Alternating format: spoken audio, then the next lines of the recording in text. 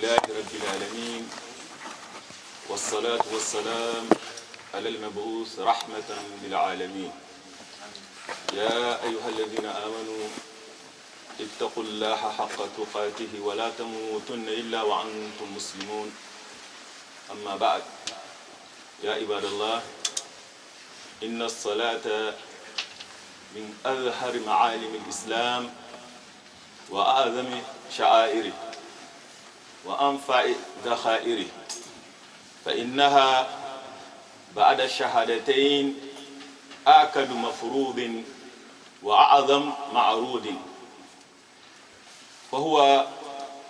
فهي أجل طاعة وأرجى بضاعة فمن حفظها وحافظ عليها بتعلم أحكامها وأدائها كما على نحو ما يوافق شرع الله فإنه يكون قد فاز ونجا أما من ضيعها فقد خسر وخاب وكان لما سواها أضيع.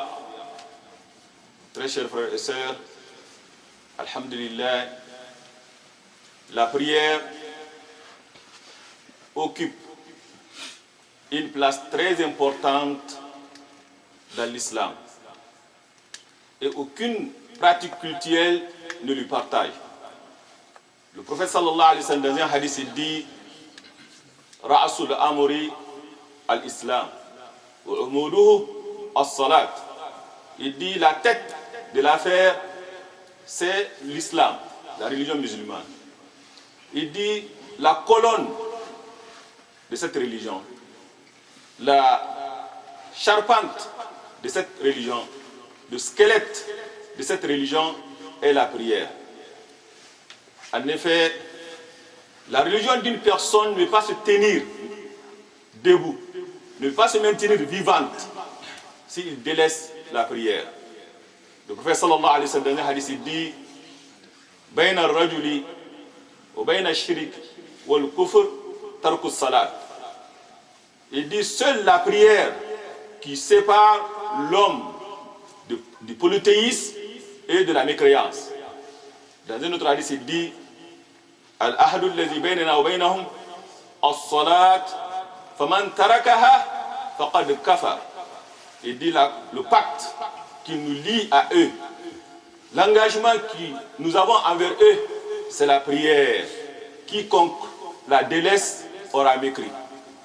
En effet, dans une parole de vérité qui a été rapportée par l'un des Sahaba, il dit Kana ashabu Muhammadin sallallahu alayhi wa sallam la yarawna shay'an tarkuhu kufrun ghayra salat. Il dit que les compagnons du prophète sallallahu alayhi wa sallam, et Nawawi dit hakal ijma ala hada, que c'est unanimement chez eux, ils ne trouvent pas une pratique culturelle dont l'abandon constitue et perçu comme une mécréance hormis la prière. En effet, le prophète sallallahu alayhi wa sallam dit akhiru ma yufqadu min ad-din as-salat fa in da'at da'a ad-din kulluh. Il dit la dernière chose qui sera perdue des pratiques culturelles de l'islam sera la prière. Si elle est perdue, c'est toute la religion qui le sera. Donc c'est très important que la prière est un pilier essentiel dans l'islam. Même la personne en agonissant, en mourant, s'il est déjà dans son actif, la prière, il aura certainement reçu. Car Dieu le Très-Haut dit dans Surat al-Qiyamah Kalla idha balaqati taraqiya wa qila man raq wa dhanna annahu al-firaq waltaffati as-saq bis-saq ila rabbika yawma idhin masaq fala saddaqa wa la salla walakin kadhaba wa tawalla. Imagine-toi quand l'âme en arrive au clavicule et qu'on dit qui est l'exorciseur, qui est guérisseur. Et l'agonissant est convaincu que c'est la séparation. Que cette fois-ci, non, c'est la séparation. Ce bas monde dont le cœur est attaché. Ce bas monde qu'il a cherché par tous les moyens. Il a désobéi à Allah en le cherchant. Le voici séparé de ce bas monde, de ses maisons, de sa famille, de ses voitures, de ses richesses. Où il va ce jour-là dans un trou qu'on appelle la tombe, qui Dieu nous accorde une bonne fin. Il dit, il n'a ni cru, ni prié, ni fait la salade. S'il avait fait la salade, ça sera mieux pour lui. Mais non, il n'a pas fait la salade. Et dans l'au-delà, l'œuvre, la première œuvre sur laquelle le jugement se portera sera la prière. S'il est bon, accepter toutes les œuvres le sera. Le prophète dit sallallahu alayhi wa sallam, أول ما يحاسب به المرء أو العبد يوم القيامة من عمله صلاته فإن صلحت فقد فاز فقد نجح وانجح وإن فسدت فقد خاب وخسر. Il dit la première chose sur laquelle l'être humain sera jugé, ça sera la prière. S'il est accepté, il est bon, toutes les autres œuvres vont le suivre. S'il est mauvais et il est rejeté, toutes les œuvres aussi seront rejetées. Et dans l'enfer aussi, quand on demandera les gens de l'enfer, qu'est-ce qui vous a acheminé à l'enfer? Kullu nafsin bima kasabat rahina illa ashab al-yamin fi jannatin yatasaalun anil mujrimin ma salakakum fi saqar qalu lam nakum min al-musallin.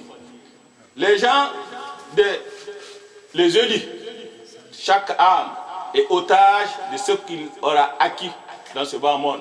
Et ce que la personne a acquis ce bas monde, certainement va le faire jeter dans le feu de l'enfer, sauf les élus. Et ces élus-là, dans le paradis, s'interrogeront au sujet de qui? Des criminels. Qu'est-ce qui vous a acheminé à Saqar? Il dit, nous n'étions pas parmi ceux qui faisaient la prière. La prière, c'est pour cela, dans l'islam, dans aucun cas, un croyant est exempté de la prière.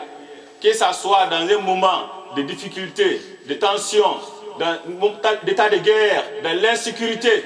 وَحَافِظُوا عَلَى الصَّلَوَاتِ وَالصَّلَاةِ الْوُسْطَى وَقُومُوا لِلَّهِ قَانِتِينَ فَإِنْ خِفْتُمْ فَرِجَالًا أَوْ رُكْبَانًا. Imagine-toi, il dit préservez, soyez assidus à la prière et à la prière médiane. Et tenez-vous debout avec humilité devant Allah. Devant Allah. Si vous êtes dans l'insécurité, vous êtes en danger, alors priez en marchant ou sur vos montures. Mais en aucun cas, le croyant n'est exempté de la prière. Oui, s'il est malade, on lui dira qu'il n'a pas besoin de jeûner. S'il est pauvre, Hajj aussi ne l'est pas obligatoire. Et aussi zakat. Mais la prière, que ce soit un pauvre ou un riche, un malade, fasalli qa'iman, fa illam tastati fa qa'idan, fa illam tastati fa ala jam, ou comme qala Rasulullah sallallahu alayhi wa sallam. Si la personne est en bonne santé, il doit prier debout. S'il ne peut pas, qu'il prie assis. S'il ne peut pas, qu'il prie allongé sur son côté ou sur son dos, mais quand même, il doit prier. Il doit prier. Et c'est pour cela, il est important que nous mettons l'accent sur la prière, surtout pour nos enfants. وَأَمُرْ أَهْلَكَ بِالصَّلَاةِ وَاسْتَبِرْ عَلَيْهَا لَا نَسْأَلُكَ رِزْقًا نَحْنُ نَرْزُقُكَ وَالْعَاقِبَةُ لِلتَّقْوَى. Nous commande la prière à tes enfants, à ta famille, et fais-le avec persistance. Il n'y a pas une chose qui est difficile que de commander la prière aux enfants, à la famille. Car ce n'est pas une chose qui se fait par un jour ou 2 jours, c'est continuel. C'est un peu facile quand tu diras à la personne de faire la prière le matin, il peut le faire le soir, il peut le faire. Mais quand c'est continuel chaque jour, certainement il y aura la résistance. Dieu te le demande de le faire avec persistance. Et Abraham nous a donné une bonne leçon pour ça. ربنا إني أسكنت من ذريتي بواد غير ذي زرع عند بيتك المحرم ربنا ليقيموا الصلاة. Toute sa famille, l'endroit qu'il a choisi pour les installer, c'était à côté de la mosquée. Pourquoi? Afin qu'ils accomplissent la salat. واذكر في الكتاب إسماعيل إنه كان صادق الوعد وكان رسولا نبيا وكان يأمر أهله بالصلاة والزكاة وكان عند ربه مرضيا. Son enfant Ismaïl, il a fait la même chose. Il dit, mentionne Ismaïl dans le livre. C'était une personne qui respectait ses promesses. Quelle est la promesse? Il était prophète, il était messager et il commandait la prière à sa famille. Il était agréé auprès de son Seigneur. Et Abraham a toujours invoqué Rabbi, ij'alni muqima as-salat wa min dhurriyyati rabbana taqabbal du'a. Seigneur, fais que je sois assidu à la prière, ainsi qu'une partie de ma descendance. C'est pour cela, l'éducation que tu donnes à ton enfant, la prière doit être centrale. Elle doit être basée sur la prière. فخلف من بعدهم خلف أضاعوا الصلاة واتبعوا الشهوات فسوف يلقون غيا إلا من تاب وآمن وعمل صالحا فأولئك يدخلون الجنة ولا يظلمون شيئا. Quand tu regardes, tu médites sur ces versets, ils laissèrent derrière eux des succédaires des générations qui délaissèrent la prière et suivirent leur passion. La chose qu'ils ont délaissée, c'est la prière.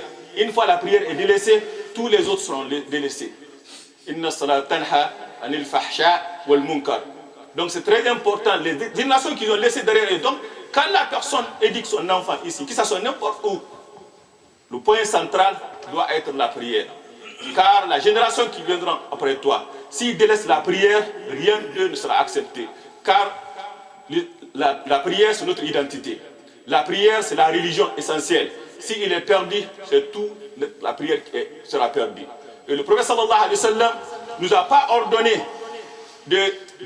à nos enfants de faire le jeûne, malgré que c'est important à bas âge, ni l'aumône, ni hajj.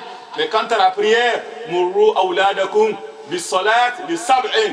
Ordonnez à vos enfants de faire la prière quand ils atteignent l'âge de 7 ans.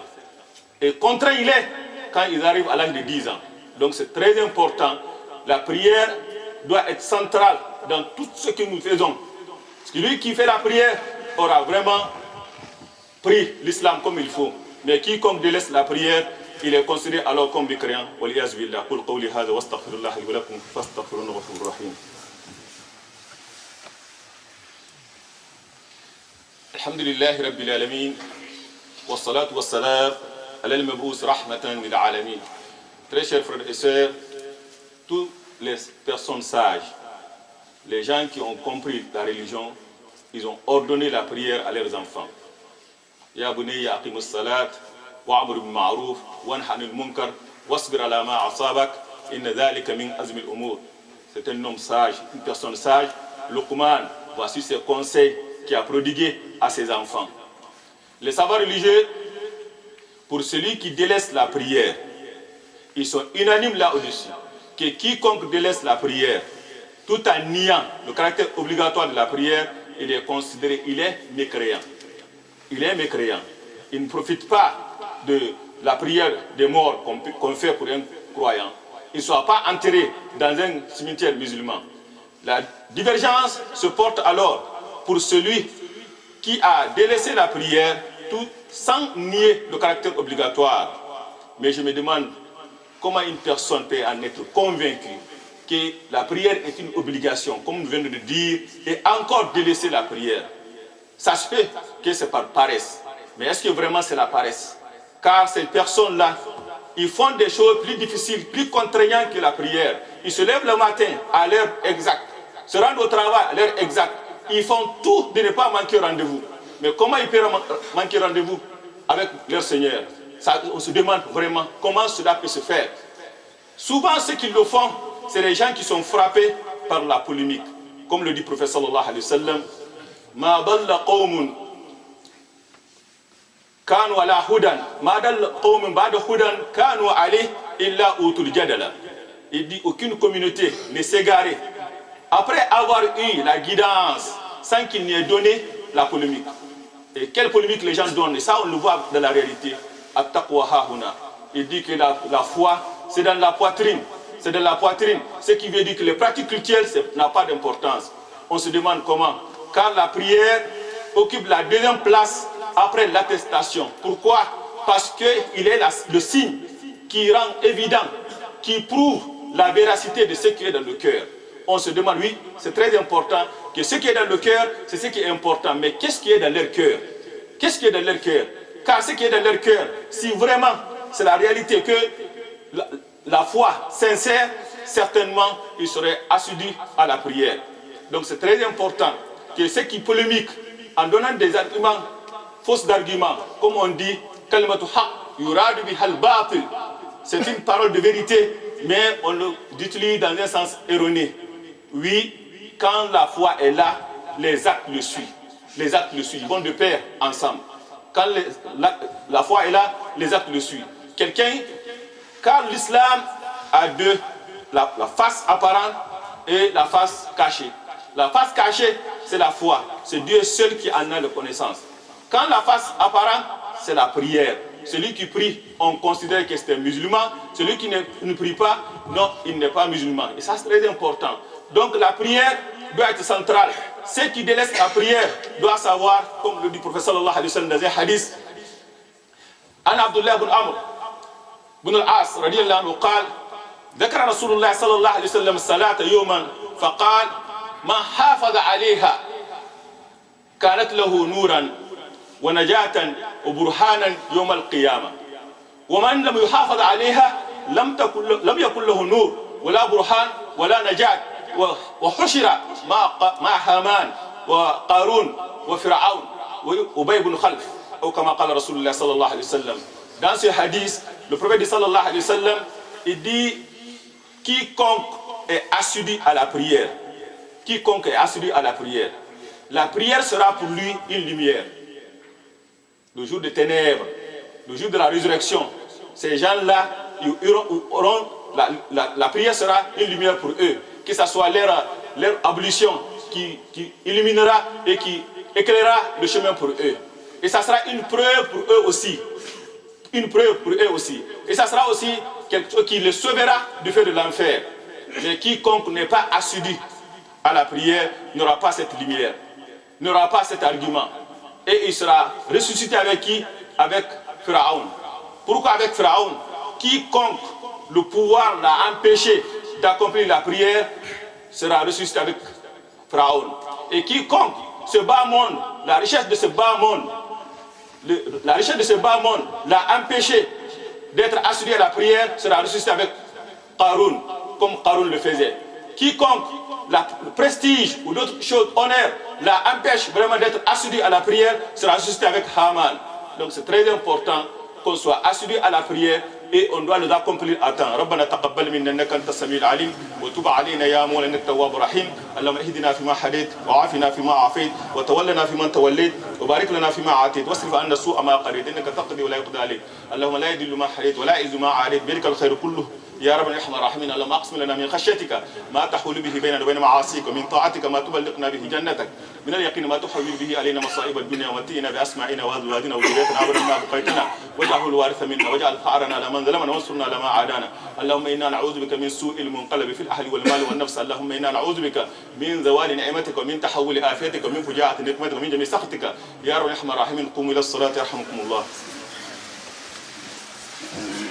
Nos frères vont passer, Inch'Allah. Ah bon. Donc, il y a deux avis des savoirs religieux qui sont très crédibles, importants. Premier avis, que la personne se repent et commence à refaire ou rattraper la prière manquée. Il peut le faire, chaque prière, il le fait deux. Si c'est Zuhur, il fait avec deux Zuhur, deux Asr, jusqu'à autant qu'il soit convaincu vraiment qu'il a rattrapé toutes les prières manquées. Il y a d'autres avis, et je trouve que cet avis-là est vraiment crédible. Et les arguments vraiment le soutiennent, qu'il n'a pas à rattraper les prières manquées. Et cela ne veut pas dire que cet avis-là est facile, c'est l'avis le plus dur. Car c'est l'avis-là qu'on le considère, au moment où il a délaissé la prière, est un mécréant. Donc, quand une personne délaisse une prière une fois, deux fois, deux prières, trois prières, on peut comprendre, mais 1 an, 2 ans sans prier, en ce moment-là, vraiment, il est considéré comme mécréant. Tout ce qu'il peut faire, c'est de se repentir, c'est de revenir à la religion. Je dis très bien, que c'est l'une des opinions. Et ces opinions-là, c'est celui d'Ibn Taymiyyah, Ibn Uthaymin, Ibn Baz, beaucoup de savoirs religieux. Mais Jumhur quand même dit que vraiment qu'il doit rattraper. Mais est-ce que même s'il rattrape, ça sera accepté pour lui? Ça c'est une bonne question. Donc c'est très important de ne pas manquer les prières, de le faire à temps. Et celui qui le manque, il se met alors en grand danger. What we are saying now, alhamdulillah, the person who missed the prayer. If you miss the prayer, one of two scenarios also apply. First one, the person miss it because for a reason, he fall asleep or he forget it. That person, he can make it up, no problem for him. As soon as he remember it, he can really offer the prayer and no sin on him. Second, he miss it for no reason, because of laziness or carelessness. That person, according to one of the opinion of scholars, even he make it up is not valid, because it's considered to be infidel. So the only thing he can do it is to repent and multiply the voluntary prayer, hoping that Allah may forgive him. The second opinion say that he can repent and also make it up. So it's very important to pay the prayer on time. Jazakumullah khair. Assalamu alaikum. My request, the copy is very important. I think it will be helpful for your kid and for you also, if they hear about the importance of Salah. Jazakallah.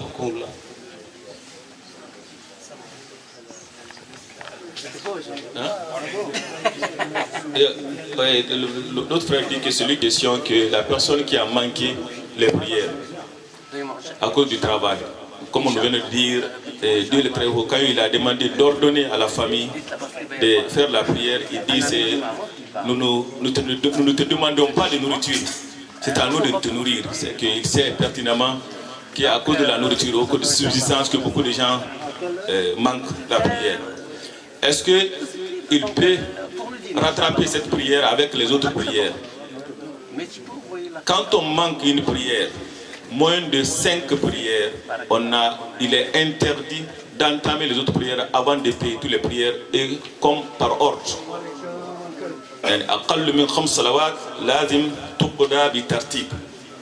Quand tu perds une prière, la prière, par exemple, le matin il n'a pas prié, Subuh, Zohar, Asr, Maghrib. Si Isha vient, il ne peut pas prier Isha tant qu'il ne commence pas d'abord de Subuh jusqu'à là. Maintenant, si c'est plus de 5 prières, ça, il y en a qui, lui, il peut le faire avec les autres prières. Il peut vraiment prier Subuh le matin, l'autre Subuh, et commencer à payer les autres prières. Donc c'est très important d'abord de payer ce qui t'a manqué avant de commencer à faire la prière. Donc même si la personne vient, par exemple, il trouve l'imam en train de faire Zuhur, alors qu'il a manqué Subuh, il ne peut pas prier Zuhur avec l'imam. S'il prie, sa prière est nulle. Il doit refaire Fajr et refaire encore Zuhur qu'il a fait avec l'imam. Parce que la prière qu'il a manqué, c'est moins de 5. Je pense que c'est comme... Merci.